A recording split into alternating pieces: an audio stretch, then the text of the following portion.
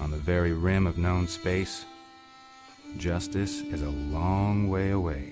Hello, my friends, and welcome back to the Space Game Junkie Podcast. As always, I'm your co-host, Brian. Joining me, as always, is your co-host, Spaz. Welcome back. Second star to the right and straight on till morning. Your co-host, Julie. Hello from the great north where fall has finally fallen. Your co-host, David. Yes, nobody special, I guess. Stop it.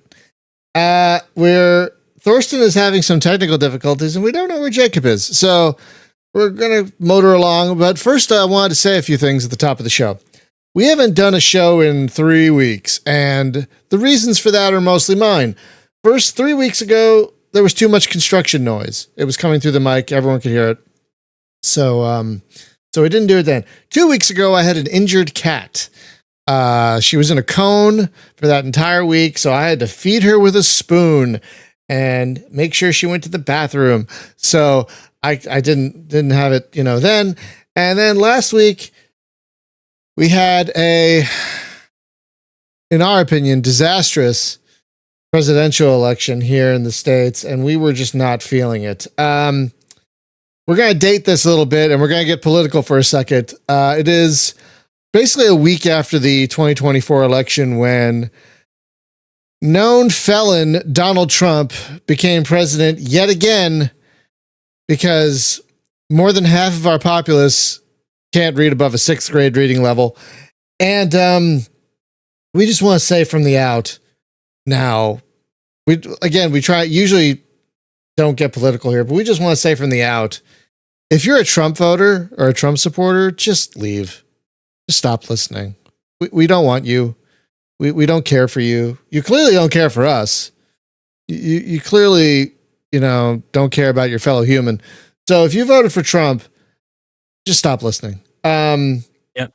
It sends. I've joined at an interesting time. Yes. It sends the message that all of the racism, the misogyny, the blaming of immigrants for things that are not their fault. Mm-hmm. People who vote for him hear all of that and think, "Sure, this is the guy I want." This is the guy I want. We'll just have a little bit of fascism as a treat. No. That being said, hello. I apologize for being slightly delayed. No worries. Thank you for coming. Oh, can I point out, as I did to someone who gave me he wants to make America great again, an immigrant who voted for him, I said, this man thinks Hannibal Lecter is a real person. I know. There's that phrase about leopards and faces, something about them being, yeah. The last thing I will say is that during the first Trump presidency, there was one of his many government shutdowns, and a poor white woman was like, he's not hurting the right people. He's hurting the wrong people. What's going on? He's hurting the wrong people. And that right there is pretty much everything you need to know. So friends, welcome back. We are, let's get away from that to talk about exploration. We've covered some good exploration games like Starcom and whatnot and Starflight. But we've never focused on the topic itself. We've talked about it tangentially by talking about games that are good at it, but never about the topic itself. So I want to first jump in with by defining what we think good exploration actually is. And I feel like good exploration is when you're given a map, when you're given a game, and there's a sense of wonder and discovery when you find things. It doesn't feel rote. It doesn't feel, forced. It feels very organic and fun, and you feel this sense of discovery. You feel this sense of awe that you discovered something. And not a lot of games do it very well. It's hard to pull off. Do you guys have anything you want to add to my basic definition of exploration in a video game? What makes good exploration? Do you guys have anything you want to add? Yes, 2 things. Okay. First is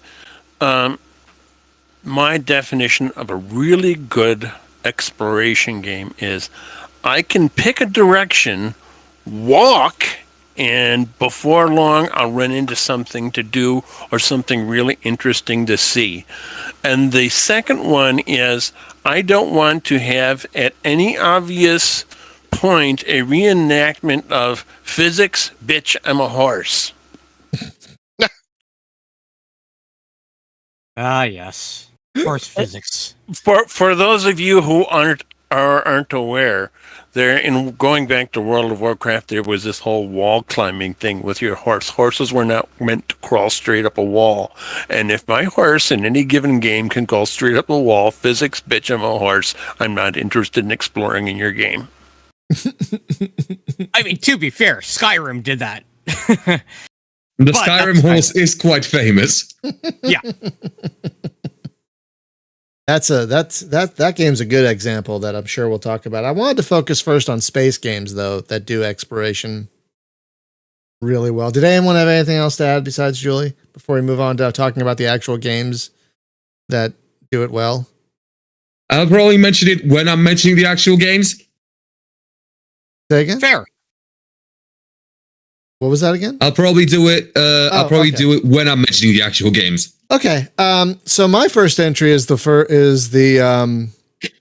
think the gold standard, the one that, any other game has to even come close to, in my opinion, which is what's on the stream right now, is the original Starflight games. I don't know who has played them and who hasn't, but very few games have come even close to matching the amazing exploration in the original Starflight games. I don't think anything has really come close, except maybe like Star Control 2, maybe, but that's kind of a clone of Starflight. So, but yeah, there was nothing like, for me, loading up Starflight in 1986 and looking at that map, that giant map of the galaxy that it came with, and going, wow, I can go to all these little stars and visit all these planets, and there are hundreds of planets in the game. I don't know how it fit on two low density floppies. I don't know how they did that. Or a Genesis cartridge. Which, folks, if you're interested in Starflight, that's the version to play, by the way. The DOS version is great, don't get me wrong, but it's so clunky.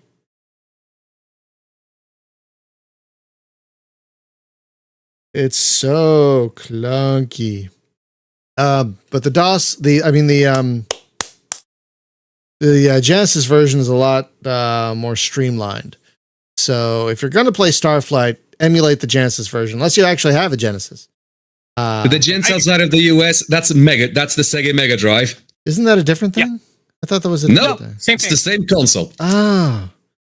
What was the one before the Genesis? There was one. Master System. That's what I keep. Sega Master System. That's what I get it confused. That's what I get it confused with, like, all the time. That's what I get it. That's how I get confused. Regardless, Starflight. Anyway, Starflight. Yeah. Just a giant, amazing galaxy with just so much to discover, an amazing story. And I don't know how they pulled it off in the mid 80s, but they pulled it off in the mid 80s.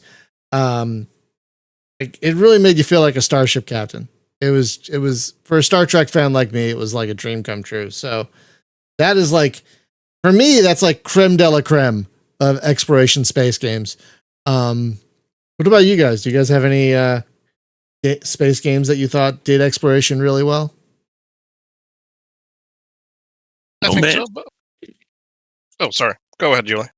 No Man's Sky with a little asterisk at the end with the qualifier, and that is, if you're just exploring in No Man's Sky and there's 255 galaxies, 256 if you know somebody who's already in the 256th one, it can get boring after a while until you realize if you stop at one of the local space stations, they will give you something to do and explore on those planets. So that's one of my examples of good space exploration done right that isn't on rails.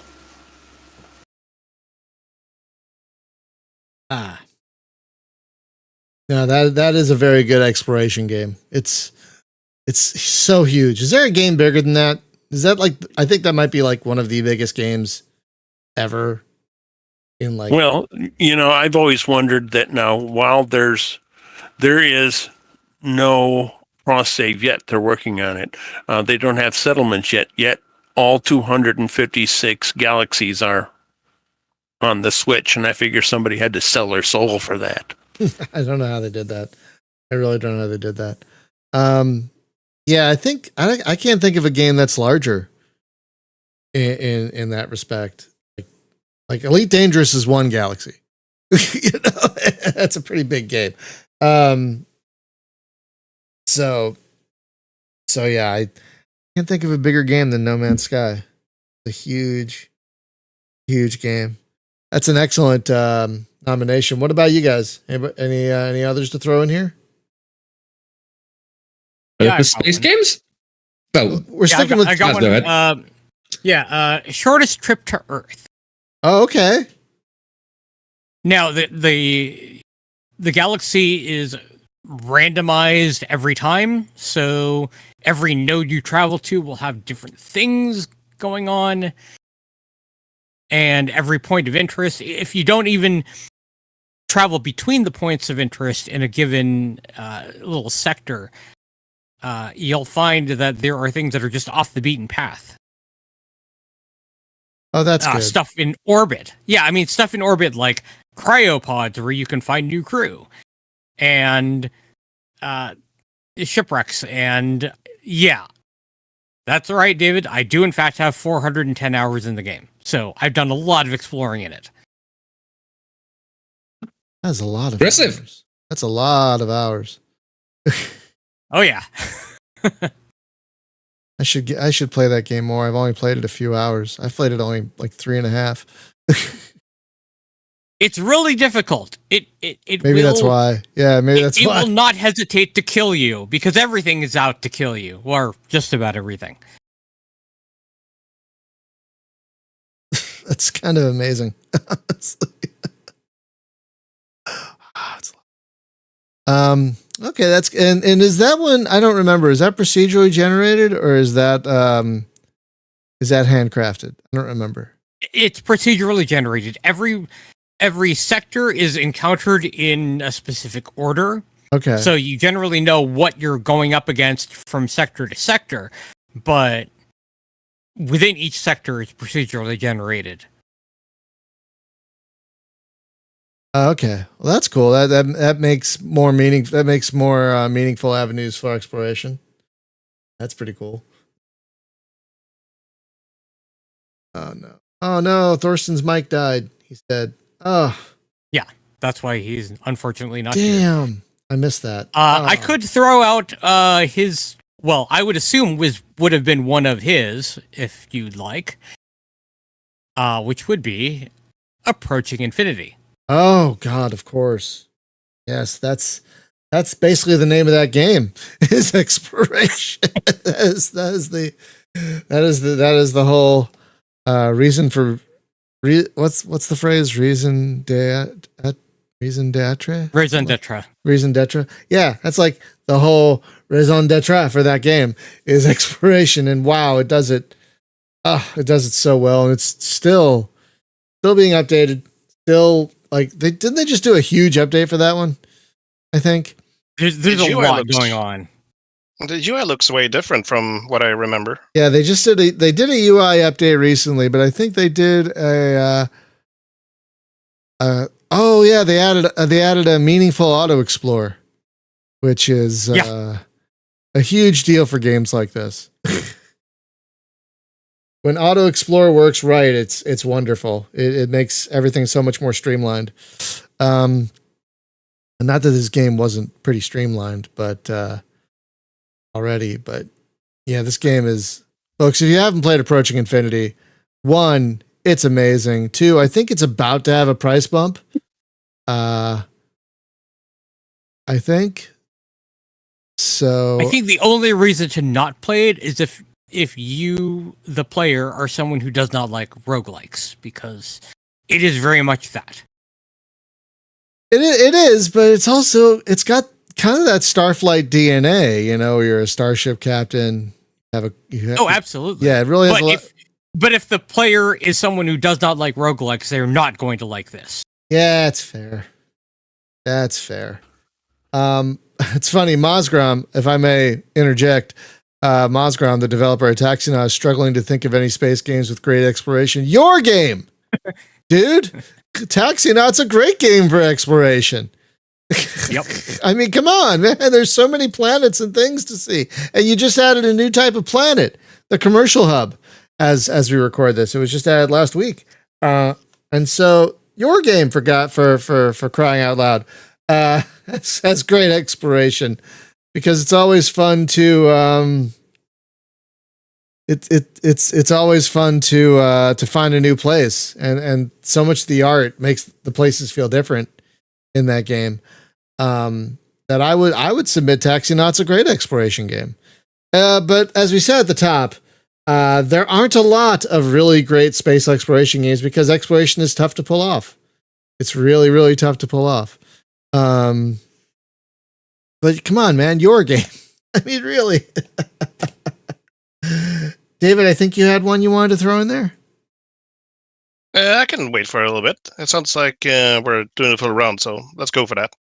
Not really. It's just you and Julie spoke up at the same time. Yeah.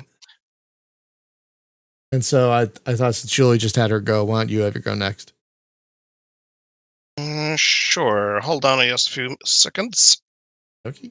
So I just realized what I'm wanting to talk about is really something I've covered before. So okay, and that is traversal in games, but there is exploration in this one as well, and mostly to explore you need to figure out the mechanics to explore the world as well. Mm-hmm. So and once again, like I mentioned in our chat before, I want to save to talk about this game because it had a huge impact on me. I like drawing, as some may have seen or will have talked with me and stuff. So I last year saw drawings for a character in a 3D platformer that people draw back and from. So it took some time till I picked it up finally, because I'm not a fan at all of 3D platformers. I despise precision platformers. Oh, God, hate them to my core or whatever. And then you also almost have at points Dark Souls level of difficulty. Suddenly, it's hard to explain. And yeah, what I'm talking about is a little platformer game that came out last year called Pseudo Regalia. Oh, Pseudo Regalia. Yes. That the one thing with the I love. I love right. that game. And yeah, once again, I don't want to spend all energy talking about this game right now, because in this game, if you get to a new room in a game, if you check your map and see like, oh, I can't go through this room yet, I'm obviously missing something in my tool set to go through this room or whatever, you can brute force it at some point. You can sequence break this game as well. Like at one point in a level called the Twilight Theater, you're obviously supposed to use two abilities in conjunction to cross that entire chasm. I saw a YouTube video with some guy saying, screw it, I'm just going to use a wall jump to get across the entire chasm, and does it. Like, you're playing the game wrong, but are you? No? So it's more about the traversal mechanics that we talked in the earlier show.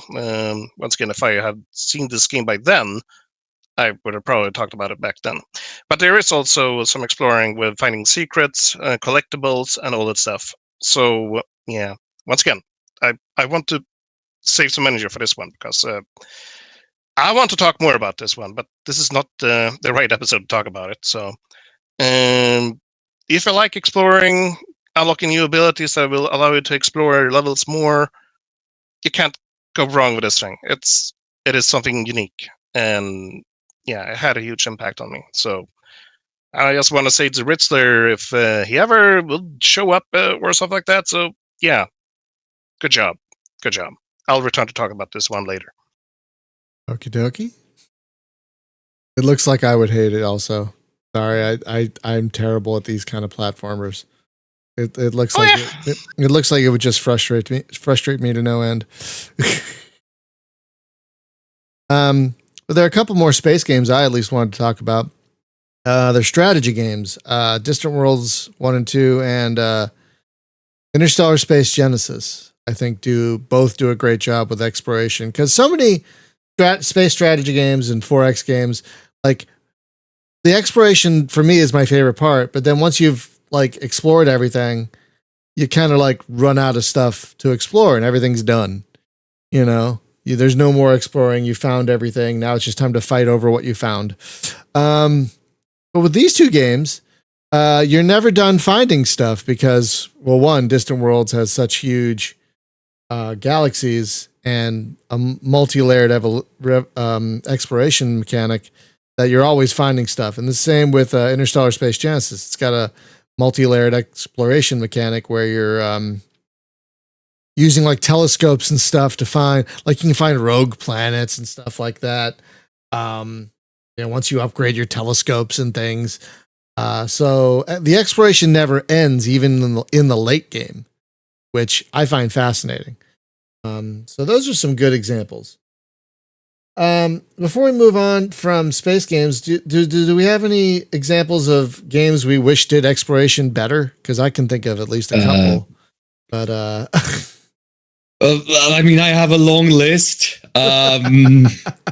we'll hit us with one. I have a couple in mind. But you can hit us with one if you have a list. Now, this is not going to be a controversial opinion. Elite Dangerous. Yeah. Because 2 reasons. One, in Elite Dangerous, everything is about money and is about grinding. So they take the good parts they have of exploration and they make it worse by turning it into a grind. Second, it has a lot. It has the humongous, like, procedurally generated galaxy, but also it's all largely the same, like 2 or 3 planets with not much on them. It's not even like that's kind of the issue with procedural generation and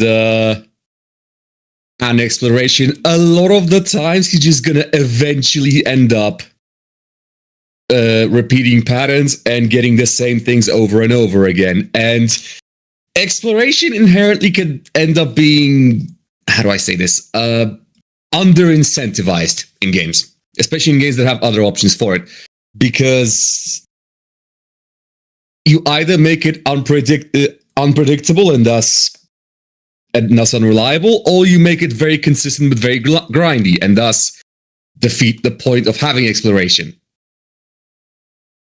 Oh boy. I did actually want to mention a space game I did like exploration in, because it will tie into a non-space game that I'll also mention with a similar mechanic. Not a mechanic, a similar theme. I mentioned the game Endless Sky before on the podcast. It's a free open source game in the vein of Escape Velocity. It's a top-down space jumpy shooty game with an open today. But the big thing that it has is, as I mentioned, it's open source and it has a multitude of developers who are all doing different things, and that is what makes it interesting. Because you can go about, because while they are largely linear, there is a lot of bits and stuff, and not even purely because, you know, a bunch of developers keep adding little subquests and little subsystems and planets with extra stuff on them, and going, "Ooh, that's a cool thing. Ooh, that's a cool thing," and paradoxically, the game's relatively low fidelity helps with that, because all you need is a 2D sprite of a ship and a banner image of a planet, and then you can just write a text adventure, and congratulations, you have an entire quest chain. Yeah, it's a good game too. It's a very good game. Excellent interface, really easy, really relatively. I mean, it can be a challenging game, but it's not because the game doesn't give you the tools you need to play it. Yes. Now, it does run into a somewhat inevitable downside of pre-crafted exploration games. Once you explore everything, you're kind of just stuck. You don't have anything else to do. You're done. Yeah. Which in an open world game is a bit sad, but I mean, no one expects, or at least no one should expect games to be infinite. No one should expect anything to be infinite. Yeah. And while it lasts, Escape Velocity, Endless Sky, not Escape Velocity, that's a different game. In a similar genre, but that's besides the point.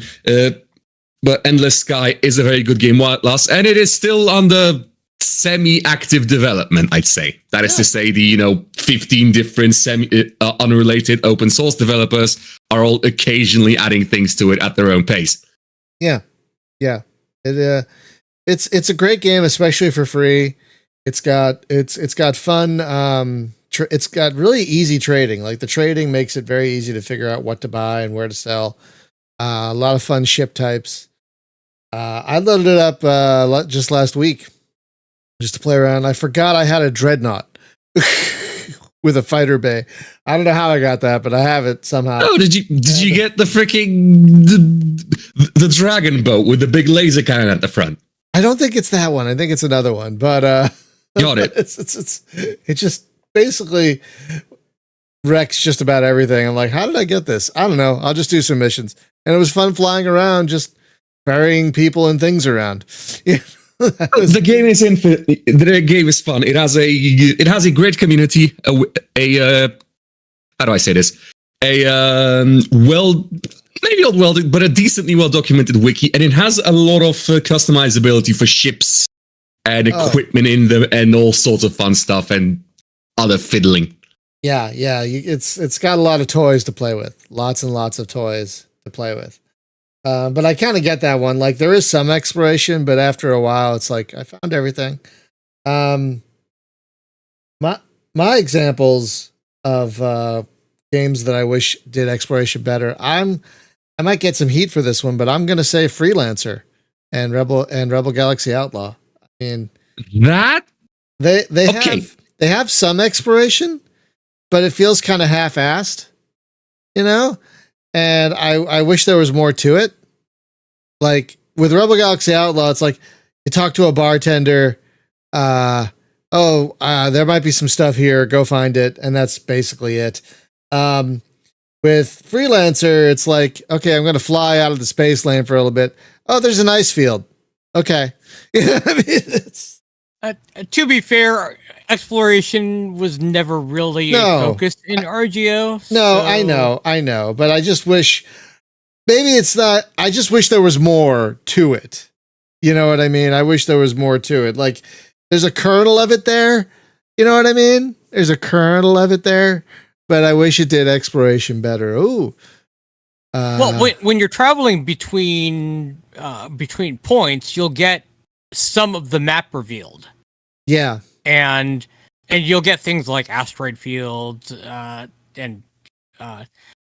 that sort of thing revealed as you're traveling between locations you're trying to go to. And some of the bounties will send you out to places like that. So yeah, there is some exploration, but now I will say, if you do want Freelancer, good exploration, Underspace.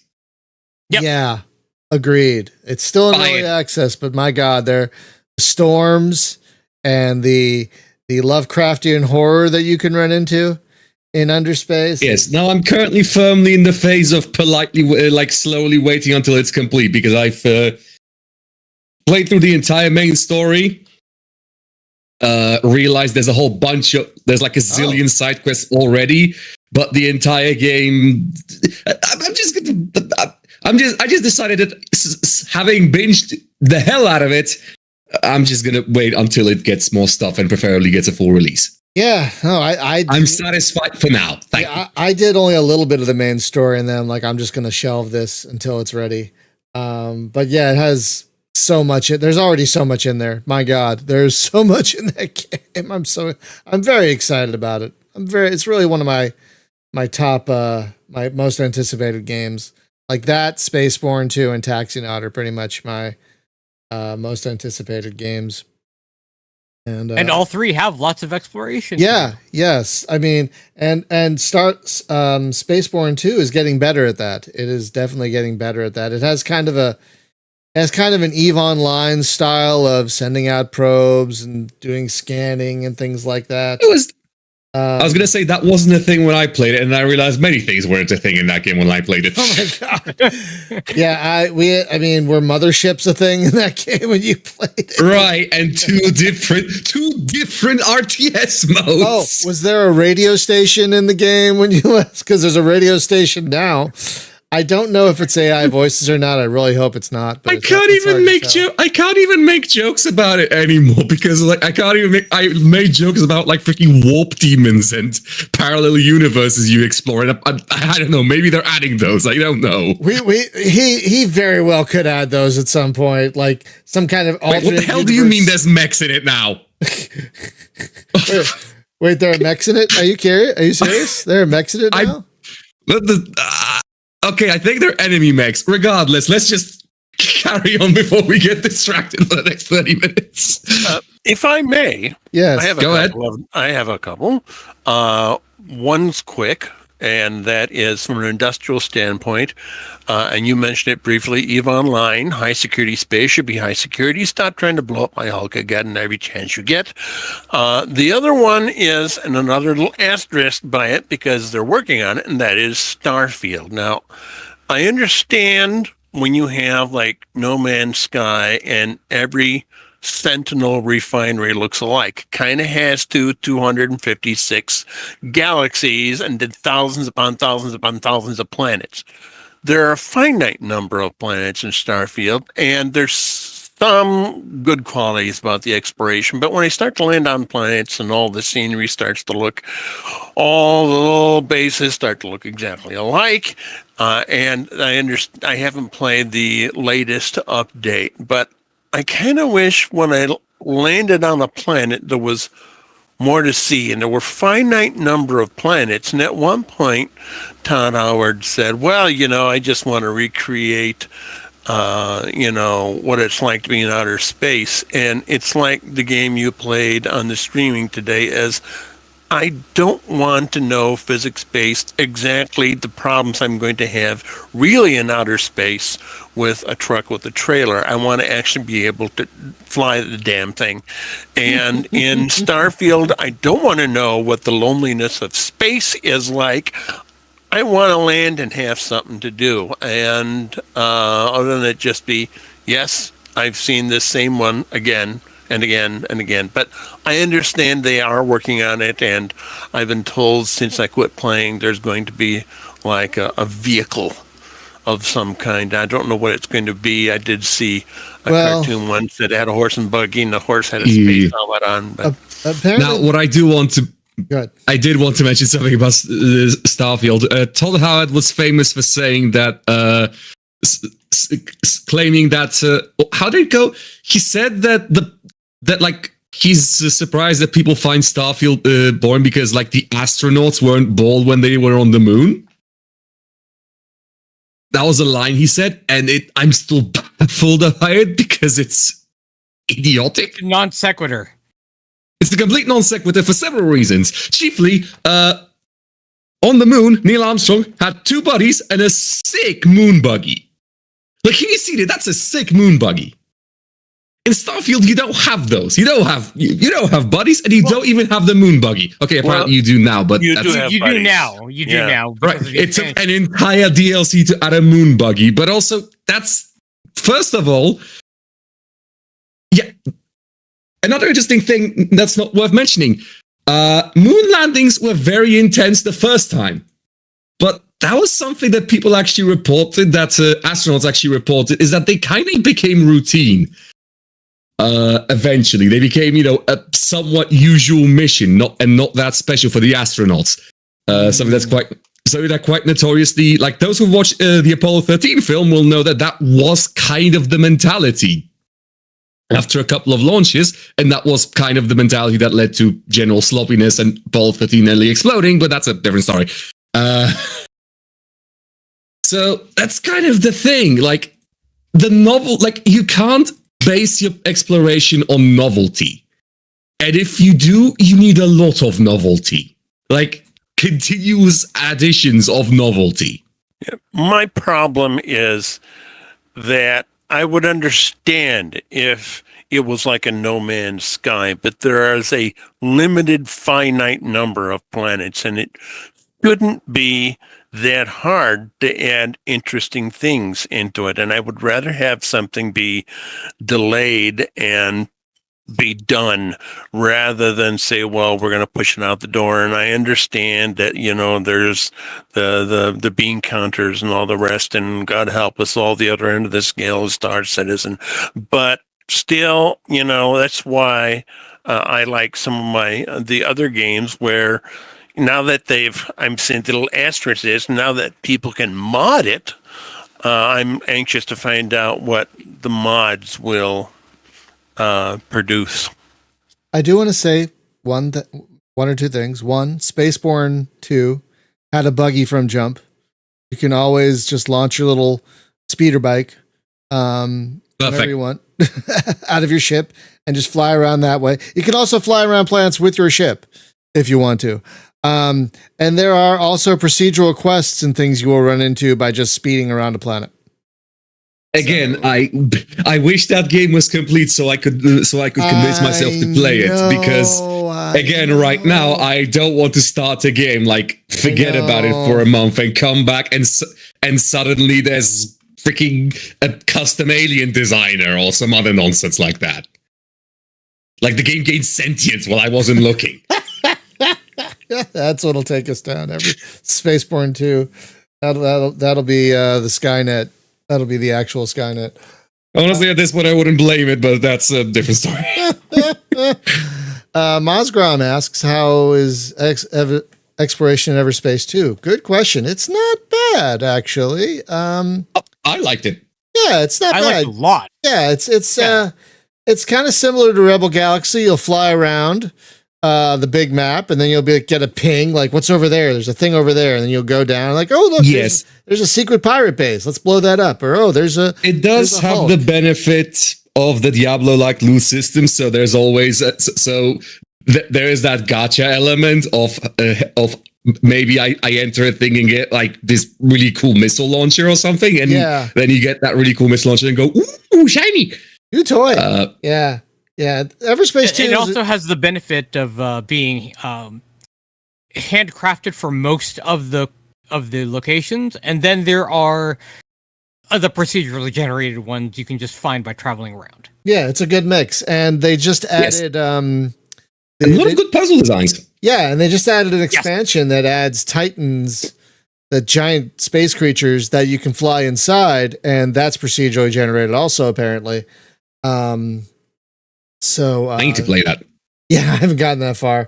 I have not gotten that far in the game.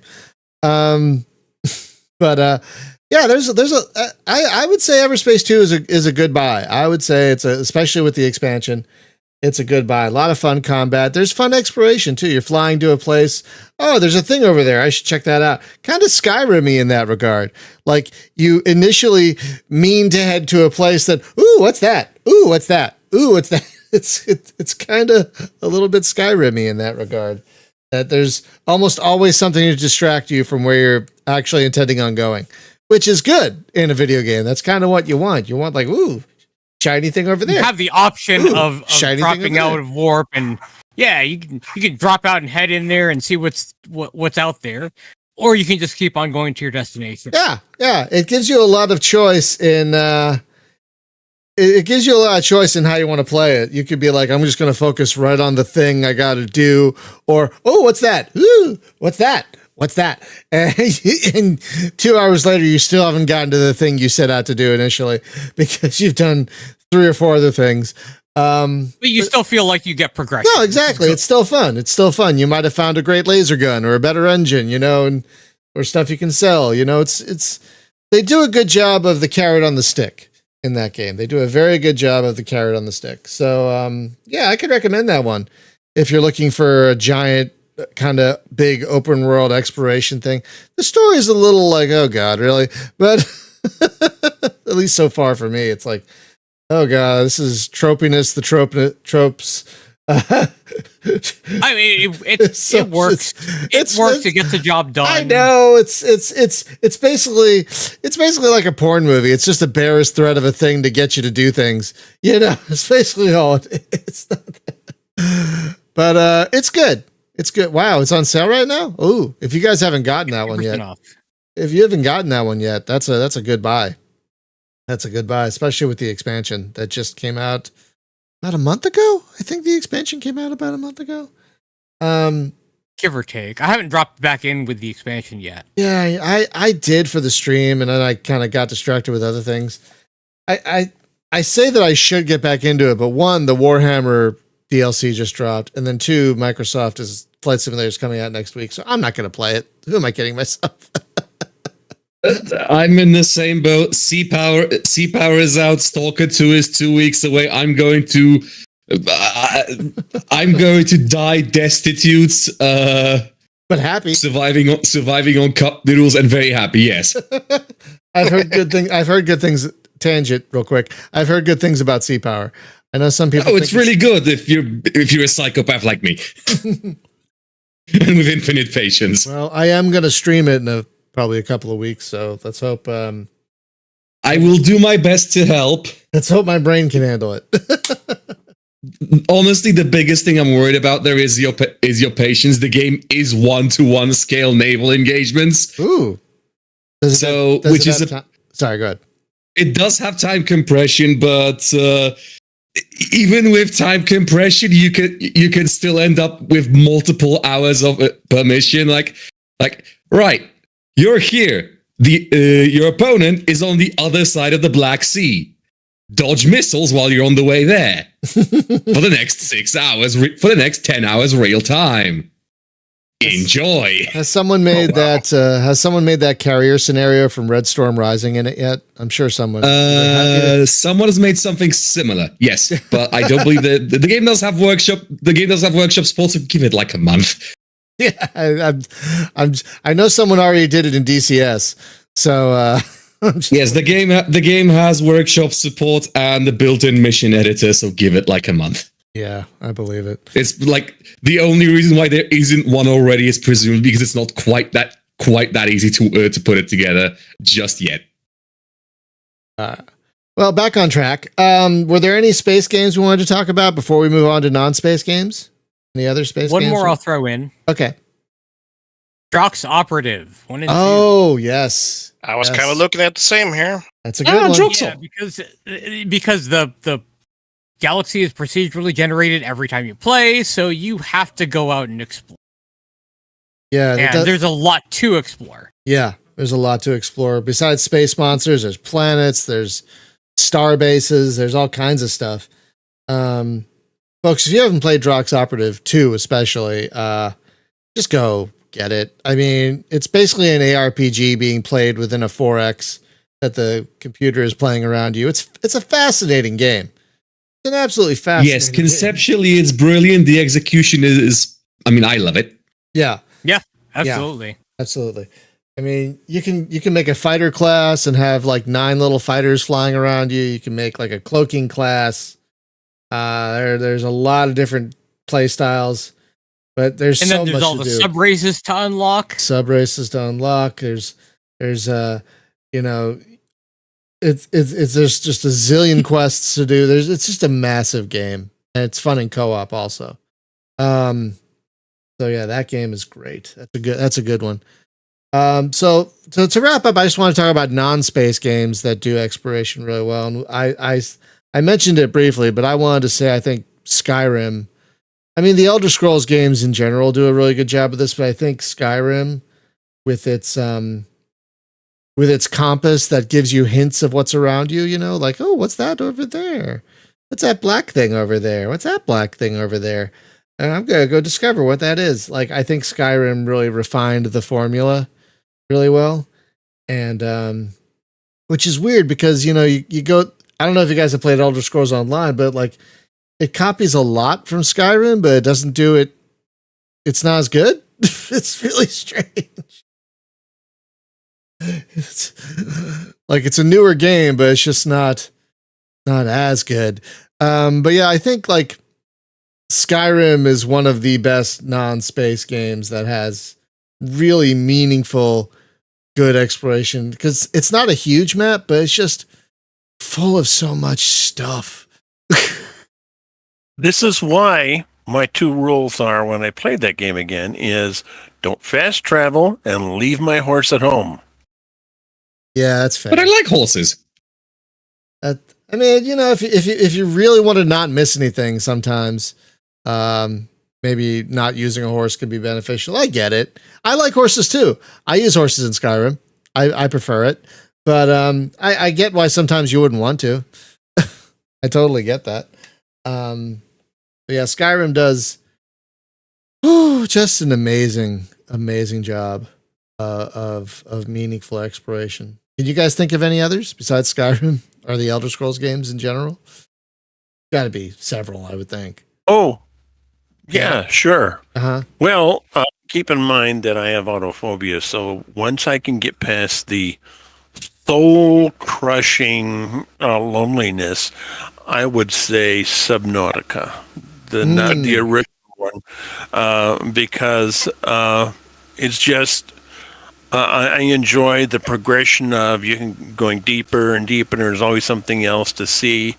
It's hard for me to get, I mean, just as on a personal basis, it's tough for me to get past the autophobia part, but I like the exploration in it so much. Twice I've been able to get through and past all that and go and just do the exploration and see what's at the bottom of the ocean. And there is something at the bottom of the ocean, and it's big and it's nasty and it's dangerous. Ooh, that doesn't sound thank you. Yeah, that game scared the crap out of me. I won't lie. It scared the absolute ever-loving crap out of me. Why I don't play it.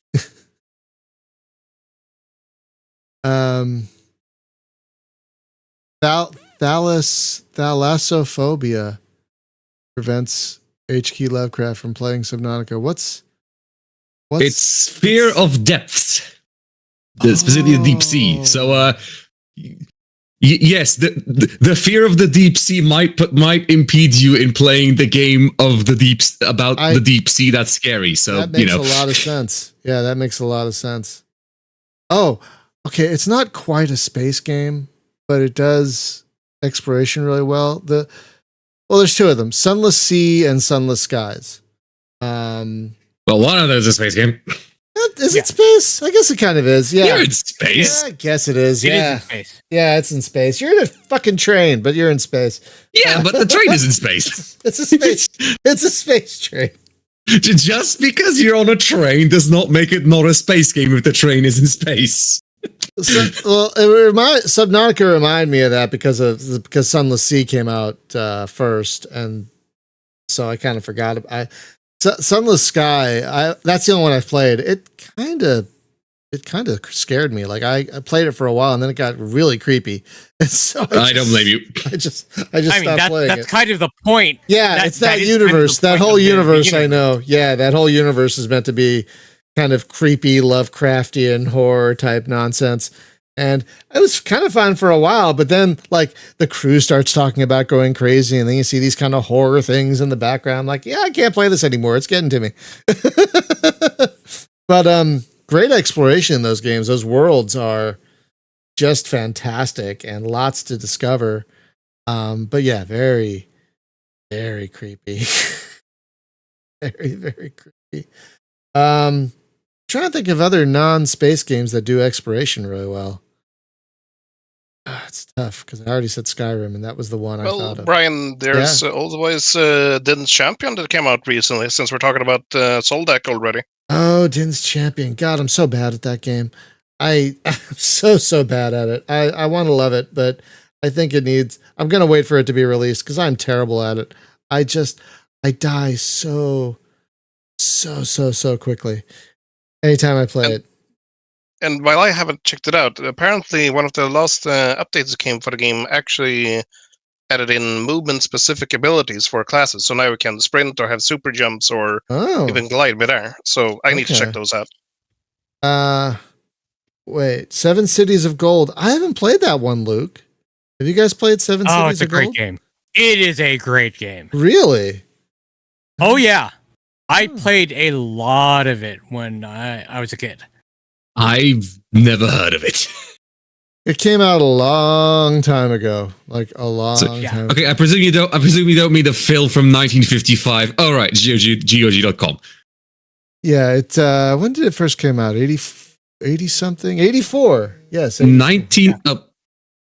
Okay, apparently I'm looking at one from 1993. Okay, I'll need to ask later what's going on there. Is it because it got 84 like was when it first came out. okay, but apparently it got re-released 10 years later? Yeah, there was something of a like a remaster. And that's the version that's on GOG. Yeah, and some people aren't happy about that, I recall. Couldn't tell you.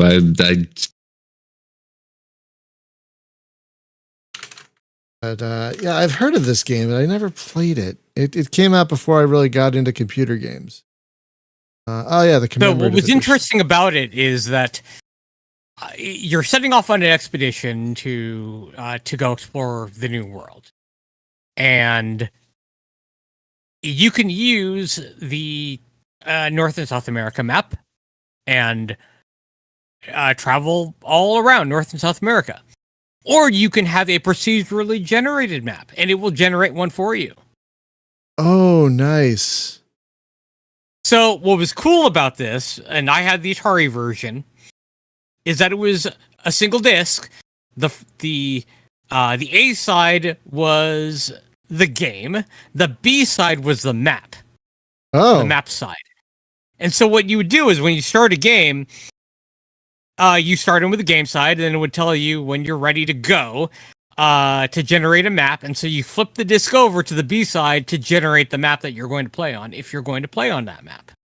And then you load that in, flip the disc around again, and then you're playing the game. huh. Okay. Wow. That's how you had to do it. Yeah. Technology has advanced so much in the last 40 years. 40 years. So exploration, because we're 55 minutes in. Yeah. That kind of reminds me of what was that one colonization style game I really like? That Random Maps Conquest of the New World. I know you guys played that. Interesting. One, that's an excellent game of exploration. That's a good one. That's a good one too. I'm gonna have to look at this one. 7 Cities of Gold.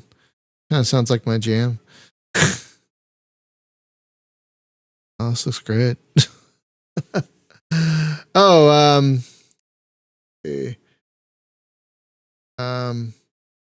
Luke is mentioning Star Sector. That's a good one. That's got decent exploration. Make whole colonies in that game if you want to. Heart of Africa. Was Heart of Africa a game? I've never even heard of that. Thorsten brought it up alongside 7 Cities of Gold. Oh, did Mule have exploration? H.K. Lovecraft? I never played Mule. Heart of Africa. Oh, look at this. Oh, back when Electronic Arts made good games in the mid 80s. Oh, it's an unofficial follow-up to 7 Cities of Gold. That's interesting. Have you heard of this one, Spaz? I have not played that one. Yeah, apparently, that's what Moby Games is saying anyway. It's a follow-up to the one we just talked about. Wow. Now, Brian, here is one that it just occurred to me is one you have played that has great exploration in it as you're going around the city, and that is Cyberpunk. Cyberpunk just came to my brain like a minute ago. Yes, Cyberpunk. Guys, if you guys haven't played Cyberpunk, there's a thing I can see that. If you get double jump in Cyberpunk, there's so many nooks and crannies you can go into in that game in Cyberpunk and find things. And it's such like there are a few games that have such a sense of place as Night City does in Cyberpunk for me. Like just the way everything is so meticulously crafted. It's such a shame they had to rush that game out because you could tell they wanted to do more with it.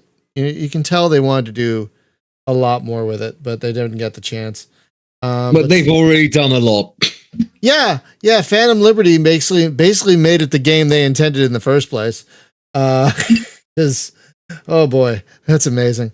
Dogtown is also fantastic. Dogtown uses so much verticality that it feels like such a different place than even the rest of Night City. Oh yeah, Heart of Africa was only on the Commodore 64. I'm seeing now, so maybe that's why. I don't think you. That's why I didn't play it. I was gonna say I only had an Atari. You only had the Atari, yeah. Maybe that's why you didn't play. God, remember the days where there were like 18 computer systems. This came out for the Amstrad, and this came out for the Sinclair. And people complain about exclusives now. Yeah, you don't know how you don't bad understand, we had it man. back then. You don't understand. Oh, I want to play that game. Oh, it's only on the Commodore. Oh, damn. I have a DOS-based PC. I'm never playing that game. It was Time to take your back pills. Yeah. I gotta put some cream on my knees. Anyone remember MySpace? Oh, God. Well, if we're about an hour, if we want to wrap up, does anyone have any good exploration games they wanted to add to wrap up? I have a whole bunch. Should we revisit which this? is kind of a problem. We could do this as a part 2, I think. Yeah. At some point. I think we could I'm totally do this absolutely as a on part board two. with a part 2 Yeah. because Yeah. I have a long list Especially since Thorsten wasn't able to make it. of both the good, the bad, and the somewhat mediocre. I Yeah. say we do part 2. Absolutely. I will. We'll return to this. Yeah. Yeah, absolutely. Absolutely. Okay. All right, well, friends, that's going to do it for that's going to do it for today. Oh, right, wrong thing. There we go. That's going to do it for today.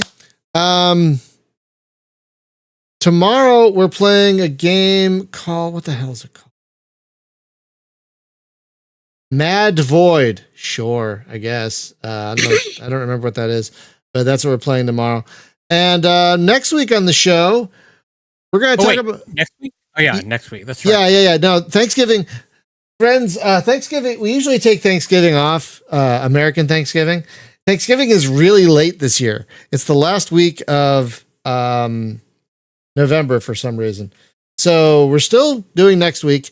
And next week we're going to talk about space legs. That's going to be in space. That's going to be a fun one because I love them. And I personally have a love-hate relationship with space legs. So I think that could be a very fun. I might need to have the concept explained to me, we'll get to that later. Basically, like Elite Dangerous, you couldn't get out of your ship, right? When you first started, you couldn't get out of your ship. And then they added that as a feature and no one liked it. Exactly. That kind of thing. Yes. Okay. Yeah, so we're going to talk about space legs, when it works, when it doesn't. So yeah, that'll be a fun topic. Thanks everyone for hanging out with us today. Be safe, be well, take care of each other. Please get vaccinated if you haven't already. I almost said wear your shots. Get your shots, wear your masks. Wear your shots. Yeah. Get your helmet, wear your shots. Understood. Thank you. And thank you as always to our patrons who help pay Get for your things shots like, while you still can. while you still can before RFK Jr. takes them away. Well, while you lot still can. Well, yeah. While us Americans still have access to the shots before we start getting ingested with raw milk and metal. Never I feel proud living in the freaking Mexico of Europe. Oh yeah, you should. You should. All right, have a